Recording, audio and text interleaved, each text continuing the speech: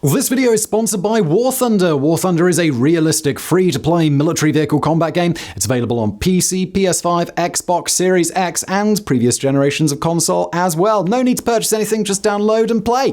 In this game, there are more than 2,000 historically accurate tanks, helicopters, ships, and other vehicles spanning the entire 20th century. They're all carefully built, incredibly detailed, operating in a realistic physics engine. It's an immersive gaming experience with real historical campaigns. Sound also awesome. Put a big pair of headphones on and enjoy. And look, you can just jump in for a quick arcade game, which is great if you're pressed for time or just looking for something casual. That's what I do. I don't have time to get deep into campaigns or join big things. I just like to jump in and arcade it up. I always do that. I've honestly never played the other stuff. But if you're not like me, if you, I don't know, have more time on your hands, you're not making 100 videos, you can play realistic and go for the more challenging tactical stuff. And if you're hardcore, there's always Simulator. If apparently you're brilliant at video games or just like having your ass kicked. Right now, join their 50 million worldwide players on the battlefield for free. There's a link below. If you go through that link, you'll get a free premium tank, aircraft, or ship, plus 3 days of premium play, which is a cool deal. Thank you again to War Thunder for sponsoring today's video. Remember to follow the link in the description below to get started playing their free vehicle combat game with 3 free days of premium play and a free premium vehicle as well. Brilliant. Check it out. Thank you for watching. How many babies would you say a company would have to kill before people would stop buying their products? If your answer is anything over 1, I'm concerned for you, but you're not wrong. Now, I can't say Nestle has directly killed hundreds or thousands of babies. What I can say is that a study by the National Bureau of Economic Research estimates that in 1981 alone, the mortality resulting from Nestle's marketing of infant formula in low-income countries was 66,000. And they've been promoting it non-stop since the 1970s. Today, estimates range from 800,000 to 1.5 million child deaths a year as a result of bottle feeding in unsuitable conditions. Otherwise known as the locations where Nestle, and we'll throw in an allegedly here, has pushed their formula with fake nurses, misleading ads, and slogans like Lactogen is the very best milk for your baby. You know, unlike the sterile, convenient, and free breast milk that mothers were already using. The post-World War II baby boom was a dream for infant formula companies. More babies meant more customers. Breastfeeding rates had dropped by half and sales peaked in 1957. However, this kind of growth couldn't last forever. In the 1960s saw a falling birth rate and a return to breastfeeding. With record profits to maintain and shareholders to satisfy, formula companies needed more babies and more mothers who needed formula. The obvious answer was to look for new customers in lower-income countries. But there was a problem. Only between 1% and 5% of women were unable to breastfeed, so very few required infant formula. This was made even trickier by the fact that low wages meant bottle feeding their babies would use up around 40% of their income. When presented with these issues, it'd be nice to think that most companies would just simply give up. Not only was there no need for the product, convincing mothers to buy it for their babies would probably mean there'd be no money left to feed themselves. This pesky moral dilemma, though, didn't stand in the way of Nestle. Where a new market could be found, profit could be made. So in the 1970s, formula and ad campaigns flooded into Africa, Asia, and South America.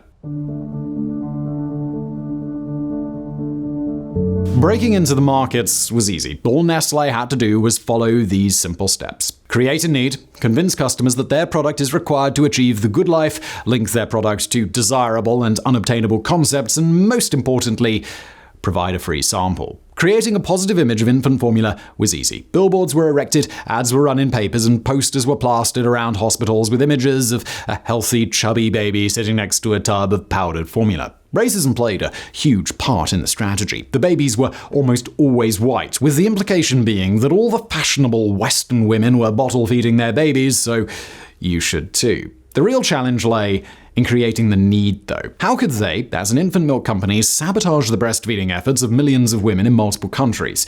The answer was fear. Nestle knew that stress and anxiety could reduce, if not stop, lactation altogether, and if they could do that, they'd have their customers locked in. So, how do you scare a bunch of new mothers enough to prevent them from being able to feed their babies? Some attempts were subtle, implying breastfeeding would lead to your breasts sagging, prevent you from working, and make you look poor.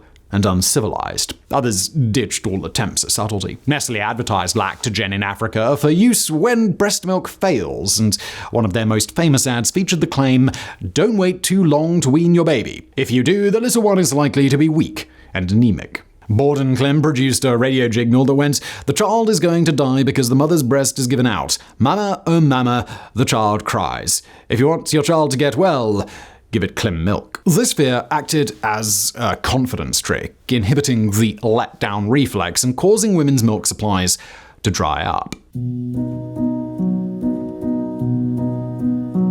While this ability to manipulate demand for their product was a neat ploy, Nestle went one step further and decided to mess with the physiology directly. You see, another handy feature of breast milk is that it stops being produced pretty quickly when it's no longer needed. Nestle realized that if you could interrupt the first days of a newborn mother breastfeeding their baby, they'd find it incredibly difficult to restart their milk supply and essentially be hooked on the product. All Nestle needed was to get them to try a free sample. To do this, they had to get into hospitals and delivery centers and capture their customers in the first few hours after birth. Doctors and physicians were targeted. Nestle sent gifts, notepads and pens, anything the doctor would use in front of the patients that would indicate their endorsement of the product. Doctors with newborns were supplied with a year's supply of free formula so other mothers would be convinced of its superiority. Hospitals, too, were flooded with free samples so that formula could be used straight away in the event of any issues. Captive physicians were also quick to recommend it, even in the absence of breastfeeding problems. One stubborn doctor who refused to recommend formula to his patients was even sent a cake on New Year. I'm not sure why anyone at Nestle thought a cake would be a sufficient enticement to convince a doctor to recommend a product that would triple the mortality rate of his patients, but, well, they tried it anyway. Another less obvious and more insidious strategy is the role formula companies took in hospital design. By providing free architectural services, the companies could manipulate the layout of maternity units to physically separate newborns from their mothers and make breastfeeding more difficult. Infant mortality company Abbott Laboratories helped design 200 maternity departments in a year in the US alone. If you've ever wondered why the nursery seems such a long walk from the mother's room, check who designed it and you might get an answer. If all of this wasn't enough, Nestle had one more trick up their sleeve. Milk nurses. They'd dress their sales team up in medical uniforms and send them into hospitals to ambush new mothers there. These were largely untrained women, and they'd set up shop on maternity wards to give free samples and gifts to the new mums. At one time, Nestle had 5,000 of these so-called mothercraft advisors distributed around hospitals in low-income countries. The mothers they advised had no clue they weren't medical professionals, and so they accepted their recommendations in the same way they would a doctor. Their goal was to get free samples into the babies. This would prevent early breastfeeding and therefore cause milk supplies to dry up. When mothers left the hospitals, the formula was no longer free, breastfeeding was no longer an option, and they'd be hooked into spending nearly half the family income to feed their baby. It was such an effective strategy that competing companies started using it too, and they didn't even stop after it was banned. Milk nurses, who were often paid commission on top of their wage, found ways around it. In Singapore, Dumex nurses would wait outside hospitals and give mothers free samples on the way home. In Jamaica, Bristol Myers nurses would sneak into maternity centers, copy the names and addresses of new parents, and visit them at home. And in the Philippines, they'd walk around the public housing projects looking for baby clothes on the washing lines and then just knock on the door.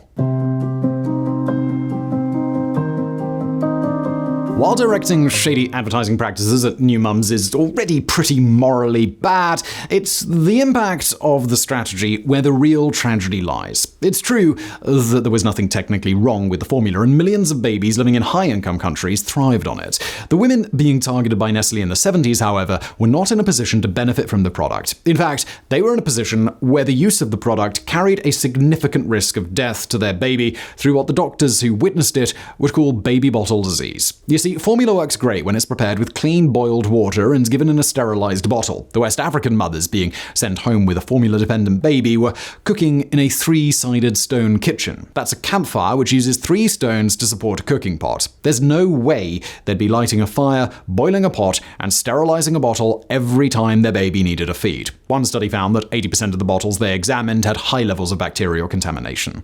There was also the added issue of lack of access to clean water. Many of the communities targeted by Nestle relied on dirty surface water that housed harmful bacteria. Mixing it with the milk powder did nothing to make it any safer. Another issue was price. Nestle had no business hooking mothers who couldn't afford to buy formula. The obvious consequence is that mothers wouldn't be able to afford enough tins to get through the month, so they'd try to stretch the powder by diluting it with extra water. One 1969 study in Barbados found that 82% of mothers were stretching a 4-day supply of formula to last anywhere from 5 days to 3 weeks. Babies drinking the diluted bottles often fell into a chronic malnourished state known as marasmus. In some African hospitals, it was nicknamed lactogen syndrome after Nestle's lactogen powder in infant formula.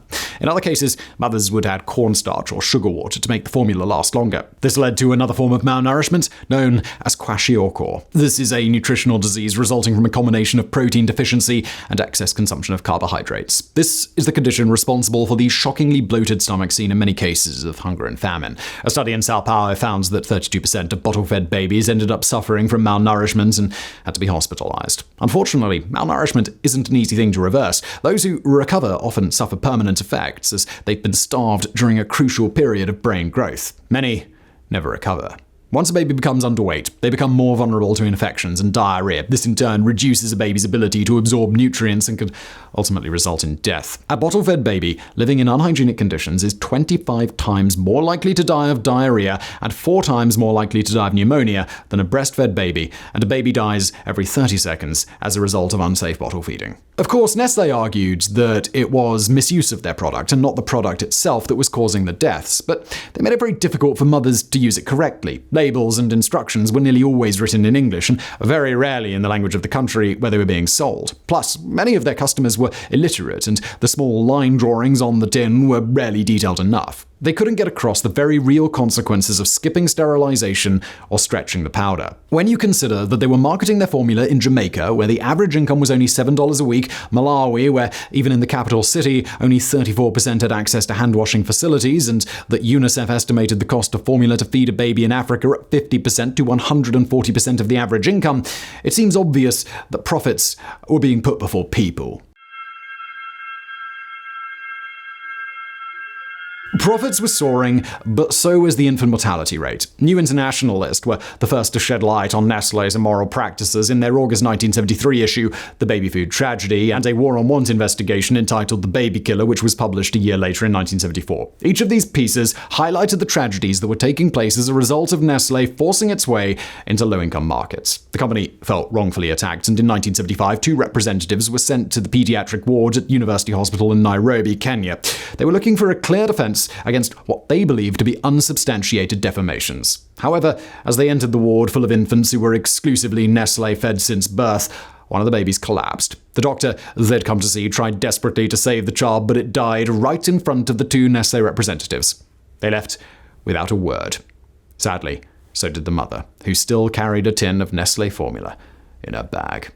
Despite this harrowing event, Nestle still felt they had a leg to stand on when the Baby Killer article emerged again. This time translated by the Third World Action Group based in Switzerland, who changed the title to Nestle Kills Babies. As with the original, the article claimed that Nestle staff were posing as medical personnel and that their marketing practices were leading to infant deaths. Nestle originally attempted to sue for $5 million in damages, but as the case progressed, they realized that the group was uncovering a large amount of damaging evidence. So, at the last minute, they withdrew all complaints except for the title of Nestle Kills Babies. The judge sided with the formula company as the group couldn't prove that Nestle had intentionally killed any babies. Fortunately, it was clear to the judge that the marketing practices were unethical, so the group were only fined a token sum of $400 instead of £5 million.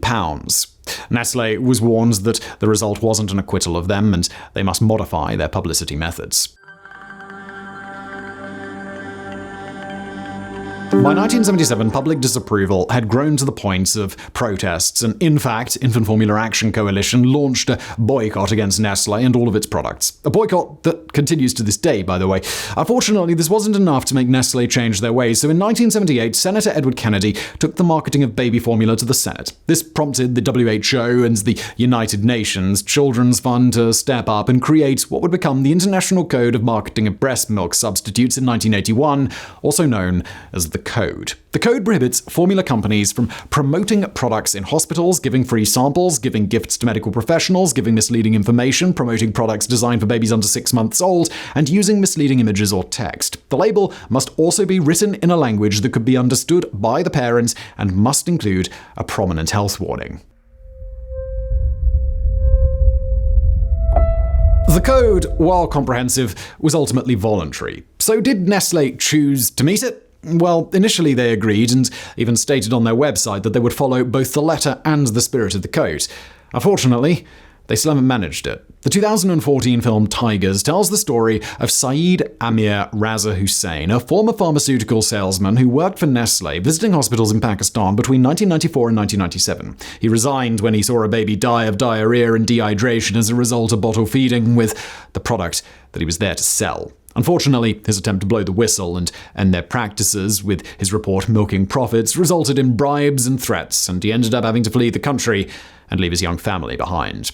Several other investigations have since taken place and exposed multiple instances where Nestle's practices were failing to meet the standards they claimed to follow. Multiple products were discovered with labels written in a non-native language, and some labels had instructions in an appropriate language, but warnings only written in English. Other countries found issues with the ingredients themselves. For example, Nestle's product labels in Brazil and Hong Kong advise against giving sucrose to babies, but their South African milks contain it. Other Nestle formulas claim to be healthy as they don't contain vanilla flavoring, but then their milk powders in China and South Africa contain vanillic compounds.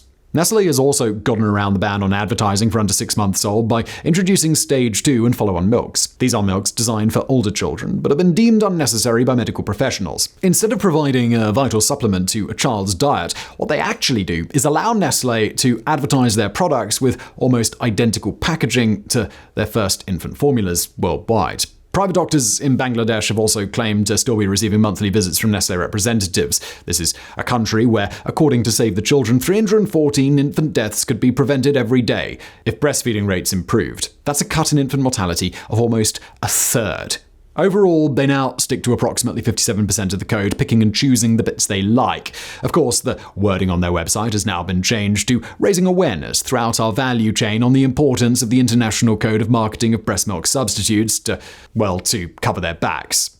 Allegedly. 57% might not sound too bad until you realize about the other 43%, and, you can draw your own conclusions there.